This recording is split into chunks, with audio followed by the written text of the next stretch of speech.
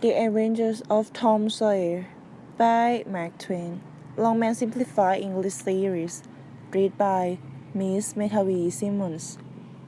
Chapter 24. The Picnic. Hark on the Track. The first thing Tom heard on Friday morning was a glad piece of news. Judge Thatcher's family had come back to town. He saw Becky with a crowd of their schoolmates, and his delight was boundless when she told him that her mother had appointed the next day for the long-delayed picnic. Invitations were sent out before sunset.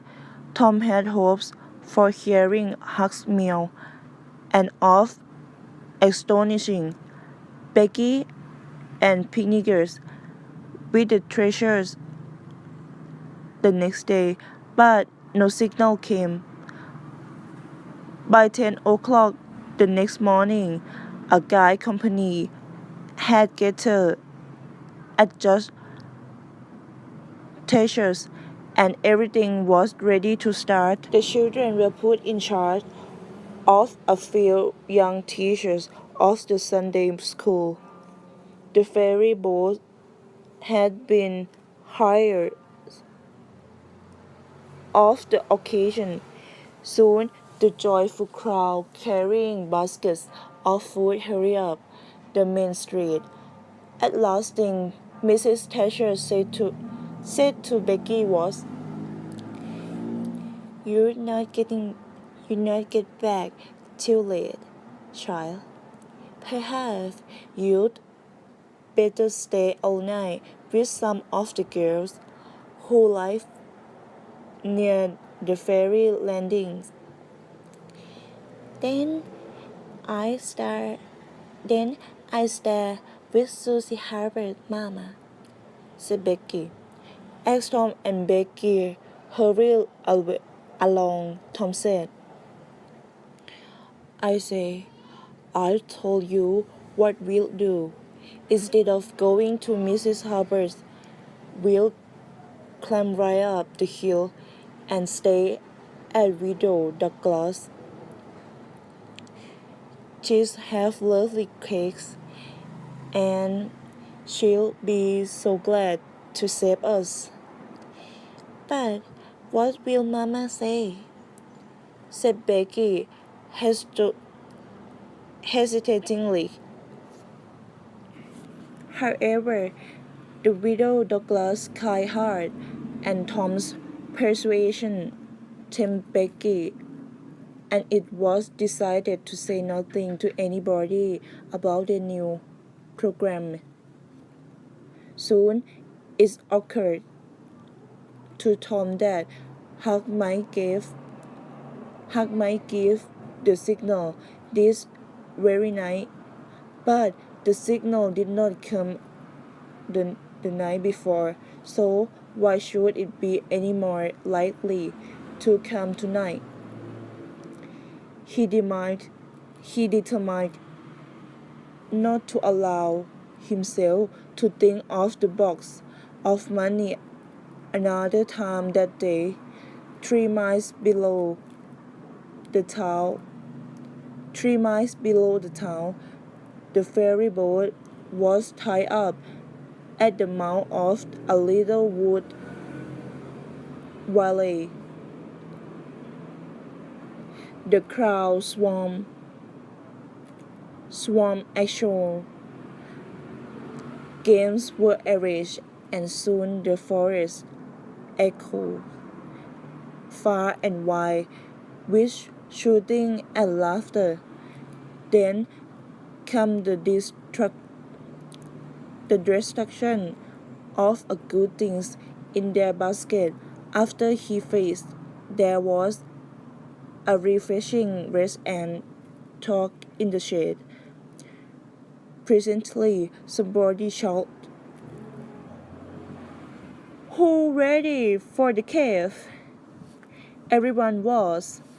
Bundles of candles were produced. and at once everyone began to climb up the hill. The mouth of the cave was high up the hillside. Its massive door stood unbarred. Inside was a small chamber as cold as an ice and walled by nature with solid limestone. Candles were lit, and the children made their way down the steep descent of the main path, which was not more than 8 or 10 feet wide. The candle's light dimly revealed the arched roof overhead. Every few steps, other narrower passages branched off on either hand, for the cave contained a very great number of twisting passages. No one knew the end of it. Most of young men of the village knew a small part of it, and it was not customary to go beyond this. The procession moved along the main avenue of about 3/4 of a mile, and then children began to slip aside into branch passages and play hide and seek, taking each other by surprise where the passengers joined again. Finally, one group after another came wandering back, breathless, covered with clay and candle drippings from head to foot, and entirely delighted with the success of the day. They were astonished to find that the sun had set. The bell had been calling for half an hour when the ferry boat with her merry passengers pushed into the river. Nobody cared a stall of the waste time, but the captain. Huck was already watching when the ferry boat's lights went glittering past.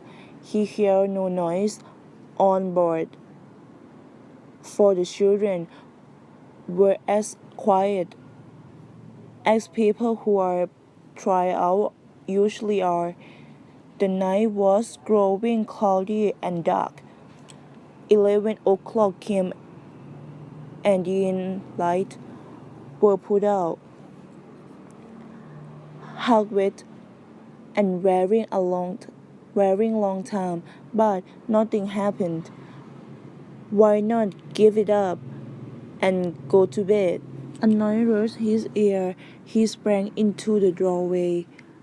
The next moment 2 men brushed by him, and one seemed to have something under his arm. It must be the box. So they were going to remove the treasure. Should he call Tom now? Now that would be silly. The men would get away and never be found again. He must follow. They walked a short distance up the street, leading to the river, and turned to the left up across the street.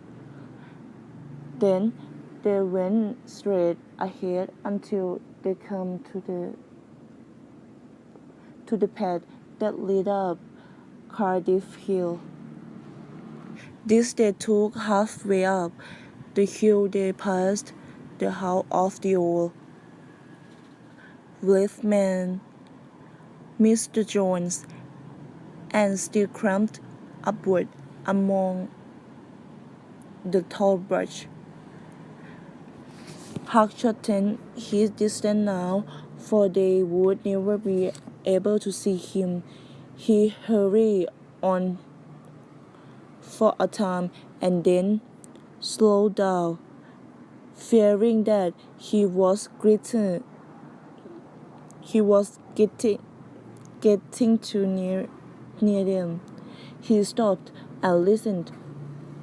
He was about to spring on when a man cleared his throat not 4 feet from him.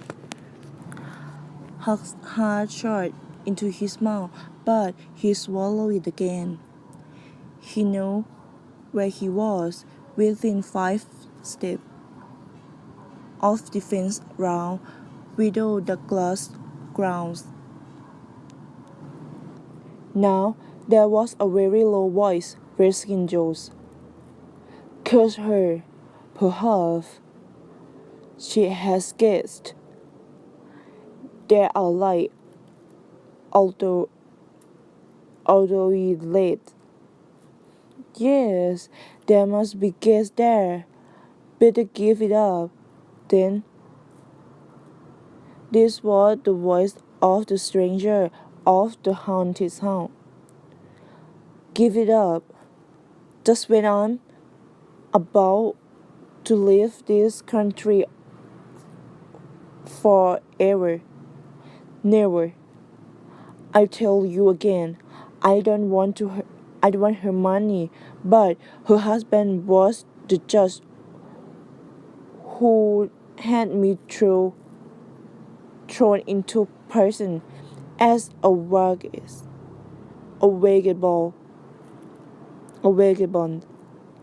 and that isn't the millionth part of it. He had me horsewhipped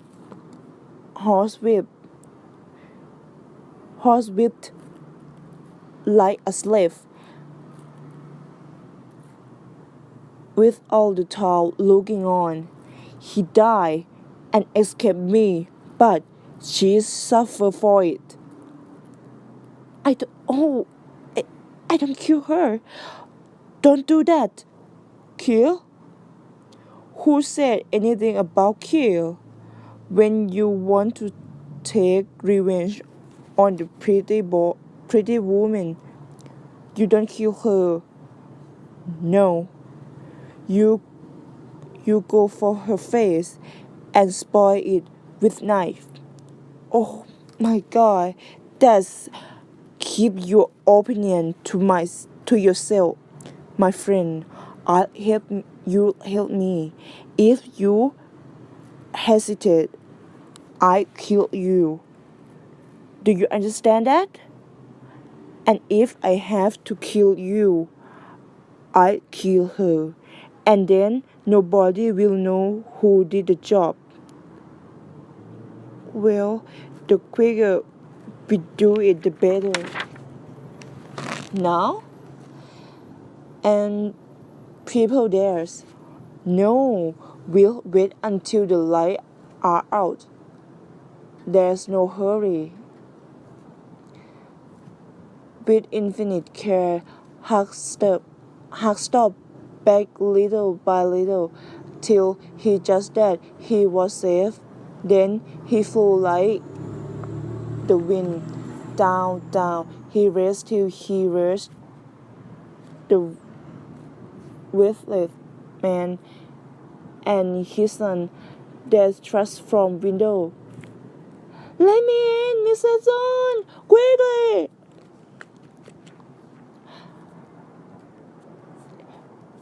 It's Huckleberry Finns. I'll tell you everything.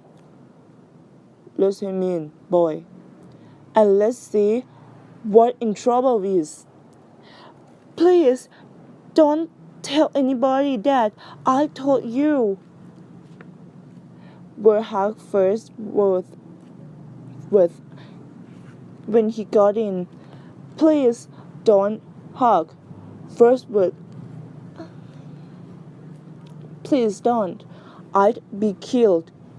But the windows been a good friend to me sometime, and I want to tell. He must have something important to tell us, or he wouldn't have been so, said the old man. Speak out, Huck.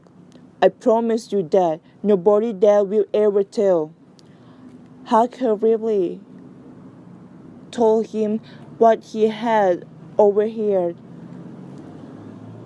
and a few minutes later, the old lady and his son, well armed, bore up the hill and tiptoeing towards the fence, Huck hidden behind a great rock, listened anxiously. All of a sudden, there was the sound of shots and cry. Huck waited for no details. He dashed down the hill as fast as his leg could carry him.